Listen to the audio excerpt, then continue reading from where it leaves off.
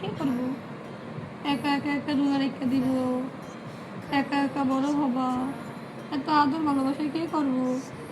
কে তোমার বিরক্ত করবো? কে কোলালে ঘুরবো? কে আর পিছিয়ে পিছিয়ে ঘুরবা? হ্যাঁ, আর দরজা সিপায়, তারপরে ওই যে কি যেন কয় ফ্রিজে সিপায়, আর দিবা? হ্যাঁ, আর তো আর দিতে পারবো না, তুমি তো সেই সুযোগটাই পাইবো না। হুম, বাচ্চাকে মতো পিছিয়ে পিছিয়ে ঘুরে ঘুরে যায় সিপে সিপে আদিতের ব্যথা হয়েছিল, একদম একটা মানুষের বাচ্চার মতো।